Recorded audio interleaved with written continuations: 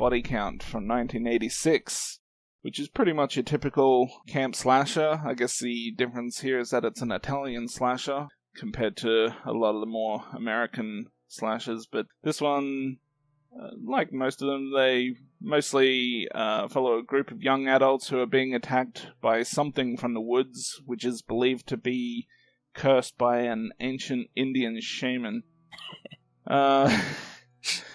So, I mean, this is actually a first time watch for me. I've kind of seen people talk about the movie a little bit here and there, and it's something I've been meaning to get around and watch. I mean, I have a little bit of interest in it, considering the director, who we all know is most probably famous for Cannibal Holocaust. Now, I'm just wondering, is his name pronounced Ruggero Deodato, or is it Ruggero, or how do you pronounce his name? I am not entirely sure. Anyways, I'll call him Ruggero. He is a classic director, though, so... Yeah, so, you know, there's some potential here with this movie. I didn't end up enjoying it as much as I was hoping to, but I still thought the movie was okay. I'm kind of a little surprised, because considering the director, you know, I've seen Cannibal Holocaust and Cut and Run and things like that, and I was kind of surprised that this movie didn't seem to push as many boundaries as those other movies. I mean, I wasn't looking for something as shocking, but I just thought this was not necessarily all that special in comparison to most other slasher movies that are out there, so that surprised me a little bit. Well, as everyone knows, I'm a big fan of slashers, so I have a hard time giving any 80s slasher even a moderately bad rating. And I generally found this somewhat enjoyable, but there were definitely some issues with it. Some of them were just like production issues. I mean, some of the lighting in this movie was just really poor, and that's not usually an issue I have with most horror movies, but I noticed it pretty badly here. And the story itself, it seemed a bit more, not necessarily confusing, but it seemed a bit easier for me to lose track of a few things. You know, some of these characters aren't really fully developed, and I feel like there's maybe a bit too much going on at times without fully letting us know who these characters are. Because we have these two groups of kids coming up to the compound. I think one is a group of like 5 people, the other group of like 3 people, but they're pretty much indistinguishable past like the 30-minute mark.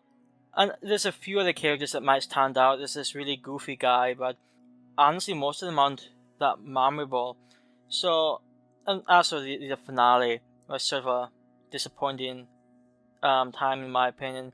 Like when we finally found out who's behind all of this, it wasn't really a shock.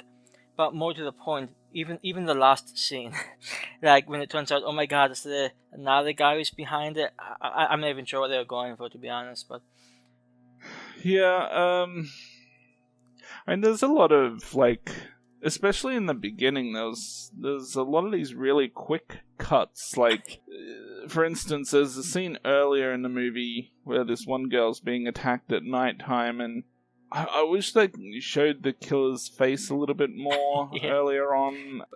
But then boom, 15 years later.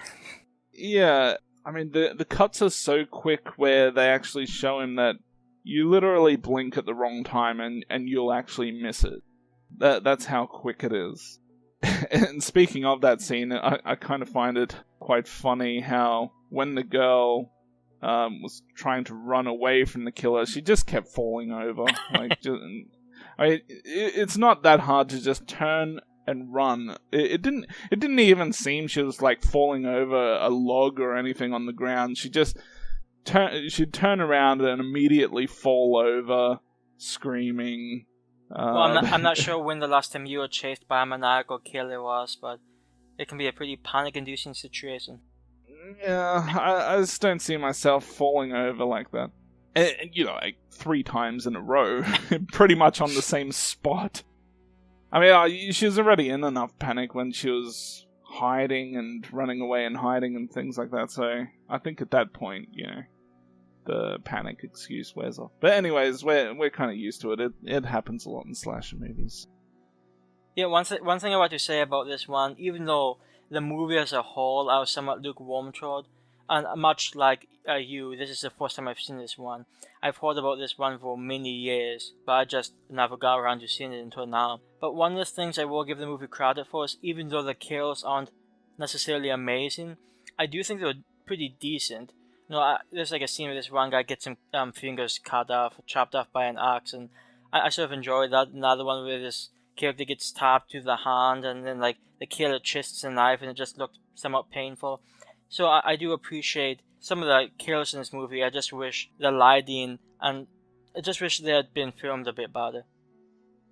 Well, as I was saying earlier, where I thought the director would have pushed more boundaries with this movie. I mean, I guess there's a possibility that a lot of stuff is cut out of it, just to get it down to its R rating or whatever.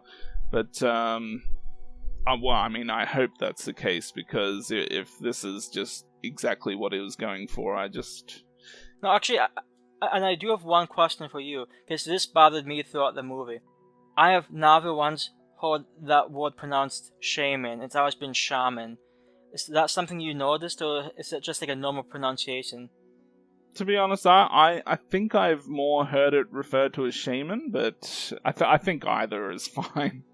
Yeah, I just, as soon as I heard that the first time, I thought it was a mistake, and then they kept saying it. I'm like, what's going on? So, but yeah, that's a very small nitpicky thing, but there you go. Yeah, it's like a tomato type thing. Also, on a side note, I thought this movie was I thought this movie was dubbed, but apparently it was made in English. It's, I mean, some of those voices sound like bad American dubbed voices, but apparently they're not. I'm guessing some of these actors are Italian and some are either American or they have some sort of English background. Because obviously the director's Italian, it's considered an Italian movie, so I have to believe that maybe some of the people are dubbed, but the movie is still meant to originally be in English. That's my take on that. Because, I mean, David Hess is in it. He's obvious, as far as I'm aware, his native language is English, so yeah. And same with some of the other actors in the movie, like the guy that plays the sheriff. I don't know his name, but I've seen him in other things, and I'm pretty sure he only speaks English as far as I'm aware. So, yeah, I think it's a bit of a mixture of English and Italian people in the movie, and maybe they dubbed some of the Italian actors. I'm not sure. Well, I guess on the upside, you have some solid nudity. Yeah, well, I'm sure you really enjoyed that scene where the tubby dude Yes. goes inside for the orgy. I sort of felt bad for that guy, but I admit that scene was sort of funny. I can't remember how much, if any, nudity was in Cut and Run. I assume there was. It's been a while since I saw that movie, but I know there definitely is in Cannibal Holocaust. I wonder if the old Ruggero into seeing a bit of peen in all of his movies. You can always ask him. I really don't know. You have to find some way to get a penis in this movie. And hey, it worked out well. Which would probably, in the US, that would probably make the movie NC-17. Well, what else do you think about this movie? Well, I mean, I enjoyed the fact that it started off with some basketball. I mean, I always appreciate that. So, Now, out of interest, what do you think about the ending of this? Were you like when it just like last second, seems like there's another killer? Yeah, I mean, we've seen that ending, a bunch of times. It's not all that surprising that a lot of movies go with that type of ending, I guess. But yeah, I mean, well, take it or leave it. I'm not too worried about it. I guess it's true that this movie wasn't necessarily concerned with the story as its number one priority, so that makes sense. No, I guess at the end of the day, it's a slasher movie, so the story takes a backseat to other things. I wish the movie did have more brutal kills. That's pretty much I think what would have made the movie a lot better for me, and being able to see the killer's face a little bit more earlier on throughout the movie. Did you at least enjoy the 80s synth music? It was okay. I didn't have any problems one way or the other with the music. Do you like the dance moves during that one scene? Yeah, they should go on American Idol or something. Oh, not Yeah. an Idol, X Factor, whatever it is. I don't know whatever those dance shows are.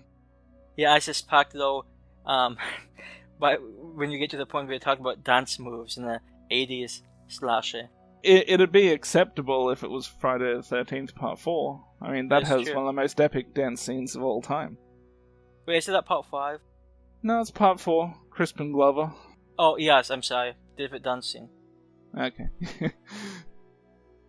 Yeah, so, yeah, I thought the movie was okay. I was hoping to enjoy it a bit more, considering the reputation of the director, and yeah, I just thought there was a chance this could be a little more brutal than your typical slasher, and it ended up being just a little similar to a lot of other movies out there. I thought I'll give the movie a 6 out of 10, which is pretty much my kind of average rating.